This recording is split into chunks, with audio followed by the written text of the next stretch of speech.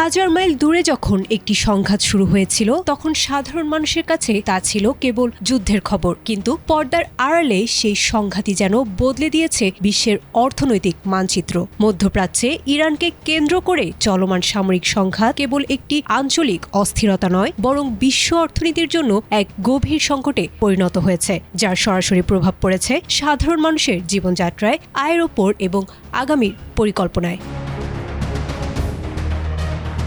ইউএনডিপির সাম্প্রতিক এক প্রতিবেদন থেকে জানা গেছে, মধ্যপ্রাচ্যের চলমান অস্থিরতায় বিশ্বজুড়ে 3,20 লাখেরও বেশি মানুষ নতুন করে দারিদ্র্যের মুখে পড়তে পারে। বিশেষ করে জ্বালানি তেলের দাম বেড়ে যাওয়া এবং পণ্য পরিবহনে বিঘ্ন ঘটায় উন্নয়নশীল দেশগুলোর মানুষ সবচেয়ে বেশি বিপাকে পড়েছে।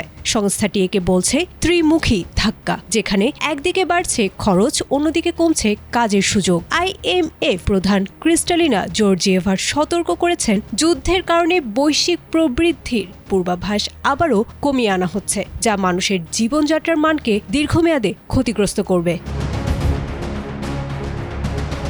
এর বড় একটি প্রভাব পড়েছে বাংলাদেশের ওপরও। বিশ্ব ব্যাংকের সর্বশেষ তথ্য অনুযায়ী এই যুদ্ধের কারণে চলতি অর্থ বছরে বাংলাদেশের অর্থনৈতিক প্রবৃদ্ধির লক্ষ্যমাত্রা অনেকটাই কমে আসতে পারে। আগে যে প্রবৃদ্ধি 4.6% হওয়ার কথা ছিল, তা নেমে আসতে পারে 3.9%।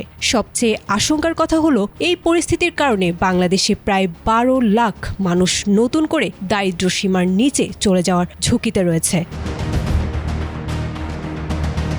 মূলত ইরান ও ইসরায়েল যুক্তরাষ্ট্র সংঘাতের ফলে হরমুজ প্রণালী দিয়ে পণ্য পরিবহন দিনকে দিন বাধাগ্রস্ত হচ্ছে। এতে বিশ্ববাজারে তেল ও গ্যাসের সরবরাহ কমে গিয়ে দাম বাড়ছে, যার প্রভাবে সার উৎপাদন ব্যাহত হচ্ছে এবং খাদ্য নিরাপত্তা হুমকির মুখে পড়েছে। আন্তর্জাতিক মুদ্রা তহবিল সতর্ক করেছে, যুদ্ধবিরতি হলেও দীর্ঘমেয়াদী এই ক্ষতি কাটিয়ে ওঠা কঠিন হবে। অর্থাৎ সংঘাত যেখানেই হোক, তার চূড়ান্ত মূল্য দিতে হচ্ছে সাধারণ মানুষকে, কখনো বাড়তি বাজার দরে, আবার কখনো জীবনযাত্রার মান কমিয়ে।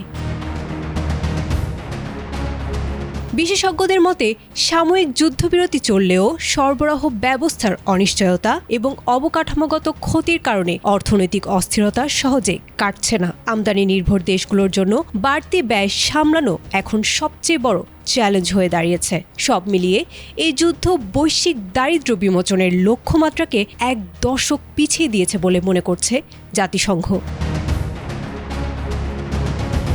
আয়েশা আক্তার, ATN বাংলা।